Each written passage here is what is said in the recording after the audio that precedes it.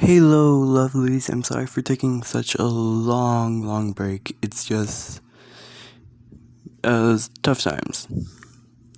So I, in fact, wanted to try to make what if Deku was in Mr. Hop's playhouse or had his abilities. You guys decide on the name, I think. Right now it's like 1:14 p.m. I don't know. Or AM. Pretty sure it's AM. AM. So,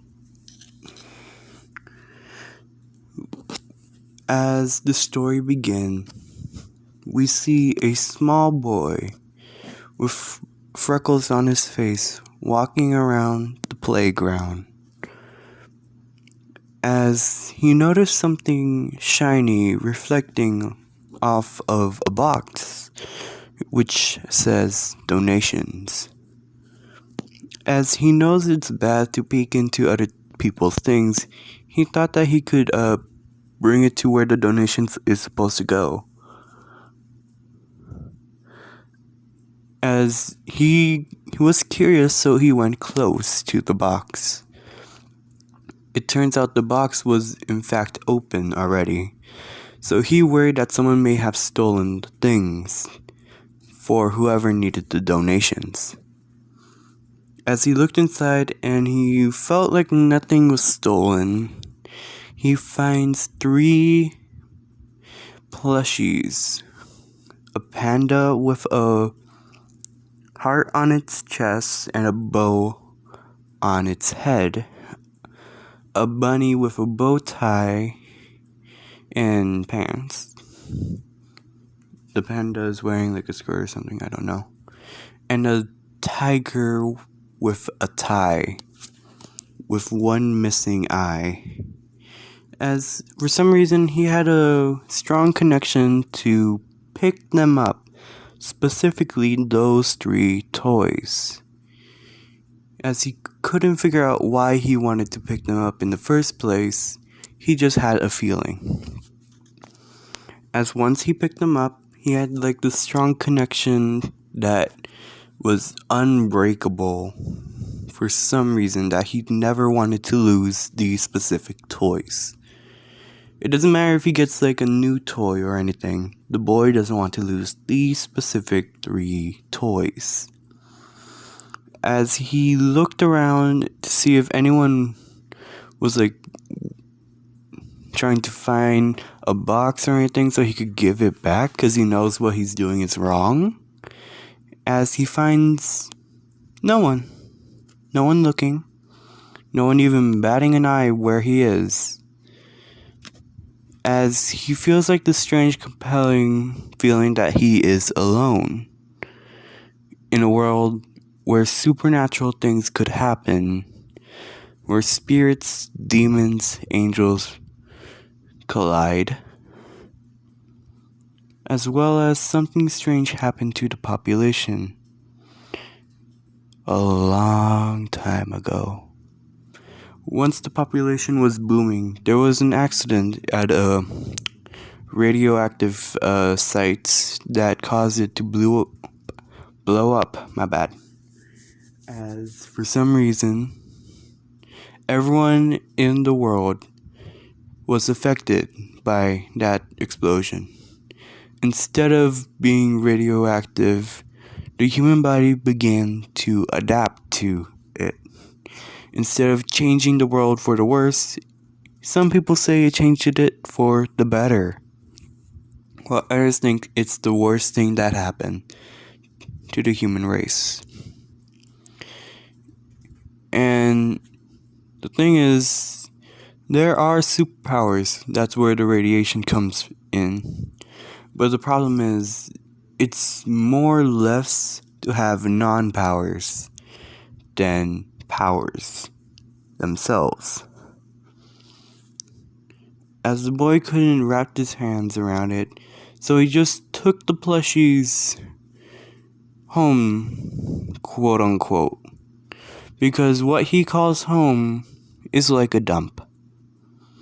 He goes into this building that looks new, as he knows everyone inside the building complex. It's an apartment. He goes up a few stories as he goes into the fourth floor. As he walks down the hallway, 3 plushies in hand.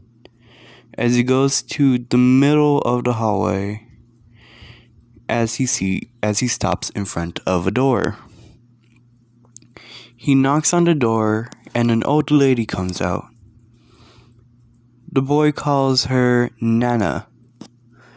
The boy explained that he found this box of donations to the school that he was supposed to go to. That was a lie. The boy explained that the toys were meant to go to a school but never got there, so he delivered the package to the school. In return, they gave him 3 specific plushies that he could pick out. As he rambles on with more lies in his tone, the Nana just brushes it off as a kid being a kid, as she allows him to go inside, as the boy goes to a room, he walks in seeing a woman strapped to medical things, IVs, medication, and all that on the bed. The boy calls this woman Mother or Ma, as he explains the exact same story that he said to his Nana,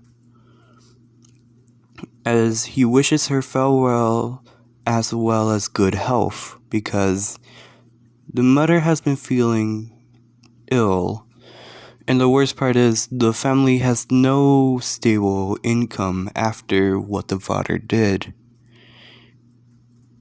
The boy rushes to his room where he has posters of heroes that he in fact stolen. Well, not stolen, let's just scrap that. The boy walks into a small room at the end of the corridor. He immediately puts the plushies on the bed, or a so-called bed, because the only room that has a full bed was where the mother was held. The other rooms have poor condition life choices. The restroom could barely even be functional without the floor collapsing a bit. The bedroom where the boy sleeps has literal mattress on the floor, not even a full-on inflatable mattress. Just like a non-inflatable mattress. Well, inflatable mattress that is not inflated. As the boy continues to call to his plushies, naming them the panda, Mrs. Bow, the tiger, Mr. Stripes, and the bunny, Mr. Hops. By giving them names, he felt more attached to them. After so, the boy falls asleep after a couple hours, not being able to eat dinner because of one reason and one reason only. The father had came home that night, locking the boy in his room, not being able to come out until day, where the Nana wakes up and opens the door for him. The mother is unable to move and she's placed in a bed, just a one mattress bed. The father sleeps on the couch. The Nana sleeps in her own room as the boy sleeps in his. And that will be all for today. I hope you guys enjoy this short story. Adios.